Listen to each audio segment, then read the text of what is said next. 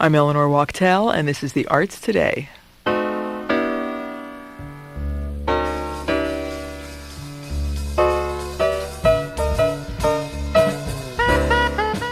Tonight, our London theatre critic talks about the latest roles from Jude Law and Kenneth Branagh. And women in jazz. Just how far, or not, have they come?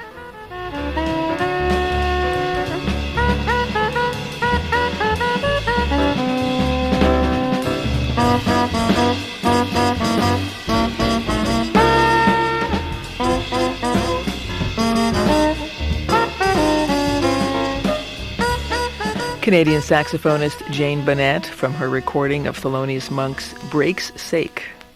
Jane Bennett was one of a number of jazz musicians and scholars who met in San Francisco last week for a series of concerts, films, and discussion called Jazz Women. James Hale is a music critic and the Canadian correspondent for Downbeat magazine. He was at the event, and he joins me now from Ottawa to talk about one of the main issues discussed, gender discrimination in jazz. Hi. Hi, Eleanor. It's nice to be here. Nowadays, with women like Jane Bennett, Rini Rosnes, and others recording and performing internationally, is sexism in jazz still an issue, or is it more of an historical concern? Well, it's really both. When you look back over the 100-year history of jazz, you can't help but think about the colorful, larger-than-life characters who made the music. People like Louis Armstrong, Duke Ellington, Thelonious Monk, Miles Davis.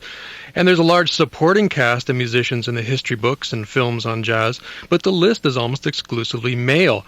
When you think about women in jazz who have made their mark, the list is dominated by vocalists, whether it's Bessie Smith in the formative years, Billie Holiday, Ella Fitzgerald, or even today with Diana Krall and Cassandra Wilson. I think most people would have a difficult time naming even a handful of women instrumentalists, and yet there have always been women who have been first-rate players. Musicians like Lil Hardin, Mary Lou Williams, Mary Osborne, and Vi Red. They just don't get their due. And today, you're more likely to see a jazz magazine sporting a provocative photograph of Diana Krall on the cover than you are of any women who play drums, trumpet, or sax. So how did this event in San Francisco address the issue? Well, this series, which, by the way, is staged by the non-profit SF Jazz organization, which also runs the San Francisco Jazz Festival, it took three approaches. It showcased the diversity of some of the most talented women working in jazz today, including Jane Bennett, another Canadian trumpeter Ingrid Jensen, composer Maria Schneider, drummer Susie Abera, pianist Marilyn Crispell, and Cassandra Wilson. The second thing it did was to celebrate some of the great women of the past with a number of archival films showing just how talented they were. And the third thing was a panel discussion looking at why more women haven't made it into the history books, or more importantly perhaps into the record collection of jazz fans. Who was on the panel? It included Maria Schneider, Susie Abera, a San Francisco pianist called Mary Watkins, and Professor Sherry Tucker, who has written about the all-women bands of the 1940s. And moderating the panel was Angela Davis, a woman who has become a real icon in the Bay Area since the 1970s when she was a radical professor and a vocal supporter of the Black Panther Party. More recently, Davis has written extensively about women in society. And here's Angela Davis outlining the key issue in the topic of women in jazz. Jazz has sometimes been characterized as the last art form to recognize the significance of feminism. At the beginning of the 21st century, jazz women are still considered the exception. Even though there are vast numbers of women of diverse racial and ethnic backgrounds playing jazz, and playing jazz on every instrument in every genre, women continue to be purged from the jazz imagination, except as vocalists and perhaps as piano players. Why do you think that is? I mean, given that jazz ostensibly is about innovation and individualism. Well, I think that's the central irony in this entire issue. And jazz is supposed to be about, communication and democracy. And in fact, Angela Davis refers to jazz as the great American democratic meeting place. After all, when you think about it, jazz developed as a meeting ground for the races. It was formally integrated long before other major cultural institutions like professional baseball. And informally, blacks and whites have been creating jazz together since its earliest years. But women have always had very limited roles. They weren't offered gigs. They weren't offered recording contracts. So subsequently, they didn't get to develop as collaborators. And what ended up happening in the 30s and 40s, as Sherry Tucker looks at in her book, is they were forced into segregated groups, which are usually run by men. Groups like the Sweethearts of Rhythm or Ina Ray Hutton's Melodiers, and by the way, that's spelled Melodears, Dears. And they did films like Focus on Girls. And consequently, younger women who were coming up then in the 50s and into the 60s, they had no role models to follow. So there was lots of discussion at this panel last week about gender typing and the importance of early imprinting on girls. And composer Maria Schneider believes that young girls traditionally receive the wrong kinds of messages. And boys, she says, are encouraged to create while girls are encouraged to please other people. In order to develop, especially in jazz, you have to be so selfish with your time. You have to know what it is to sit in a practice room or to compose or to play. You have to know what it is to love that and to spend a whole day there and go home and just feel so good to have been alone doing what you do. And that's something I believe that is much more natural to most men than it is to most women because of those early messages we have when we're a child. Because the girl at a very young age gets distracted about what people are thinking about her, so she's always putting her energy out to other places, where the boy is sitting in that practice room developing his music or his art or whatever it is he's doing. But the thing of it is that this would be true of any art form. Why do you think jazz is particularly backward in this regard in relation to women?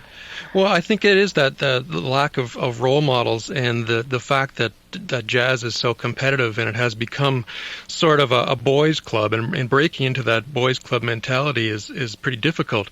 Mind you, there are other musicians who believe that things are changing, and that this sort of boys' club mentality is more almost a protective structure because jazz is so competitive. The trumpeter Ingrid Jensen, who's originally from Nanaimo, BC, however, holds the opinion that hearing is believing, that once the boys hear you play, doesn't matter who you are or where you come from, that you can break through the stereotypes. And she's had a pretty unique experience coming from Canada, playing a trumpet, which is traditionally viewed as a male instrument, and breaking into a field that is predominantly African American. That experience is a drag. There's always that resistance there when anything is unknown. And if a white chick walks in with her trumpet, the first thing all the brothers and non-brothers who've been hanging with the brothers and the boys club are going to think is that she can't play. But she sure is cute, man. Maybe we can get her in bed, And that's I swear that's probably the number one reflex and reaction, and it's perfectly natural for people to react that way. Is to think that if you look like I look, you're not going to sound like I sound. That's weird, and it's taken a while, I think, for people to let go of the image. Even still, with me, when I play, I can only speak from my own experience, really. That it's just about the music. Again, it's just about the sound coming out of the end and how much that adds to the musical situation. James, did the rise of the feminist movement in the 1970s have much of an impact on women in jazz? Well, you started to see some changes in the 70s with band leaders like Toshiko Akiyoshi and Carla Bley. But really, it wasn't until the 80s when female soloists and band leaders like Jane Bennett began to emerge. But even so, Jane Bennett told me last week she still hears that there's a quota system. She still gets the response when she calls to play at a festival. We already have our woman headliner booked.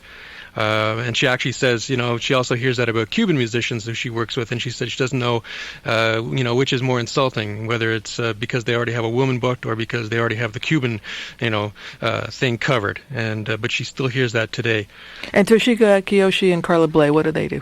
Toshiko Akiyoshi, was a band leader, and she, like Jane, worked with her husband, Lou Tabakan, became fairly well established in the 70s and 80s as the big band in New York City, and traveled widely, won a lot of the jazz polls.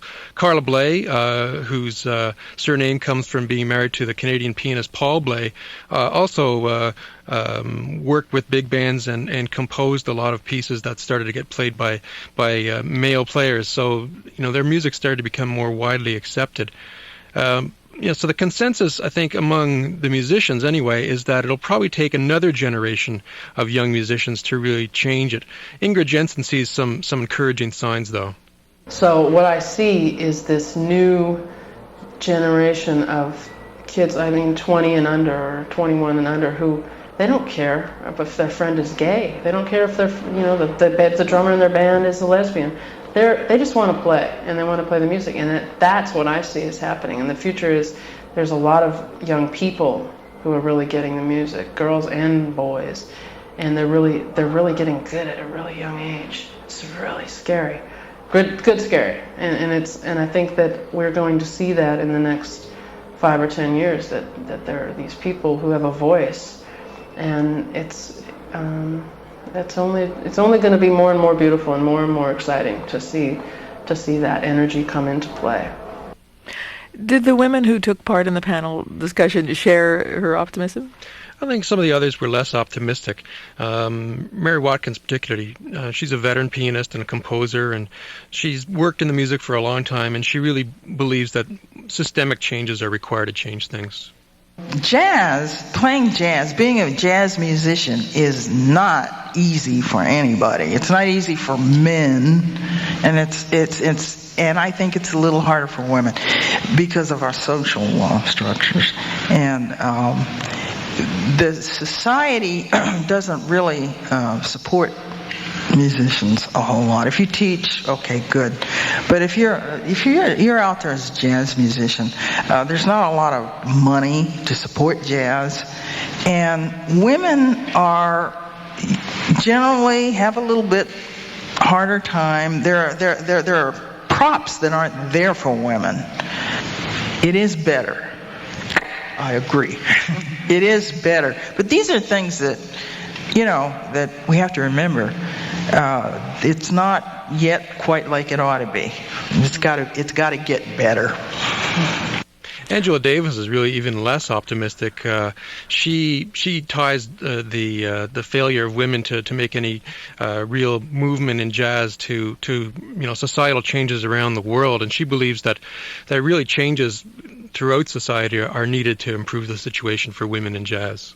If women's place in jazz has a promising future, we will have to think in more complicated political and transnational terms. It should not be a question of asking male jazz musicians to move over and make a little space for women to squeeze in. Rather, it should be about new musical and political imaginations and new social worlds. James, how do you think that kind of societal change that Angela Davis speaks of can be achieved? Well, I think, as Ingrid Jensen says, certainly we're seeing it just by people breaking down stereotypes, whether they be traditional gender stereotypes or sexual stereotypes, and just opening things up more. And I think, we see it throughout society, and younger people being more broad-minded and open-minded, and I think that will help bring the change through into jazz as well. I've been speaking with James Hale, music critic and the Canadian correspondent for Downbeat magazine. James, thanks very much. It's been a pleasure. Now here's some music from trumpeter Ingrid Jensen, a piece called Dear John.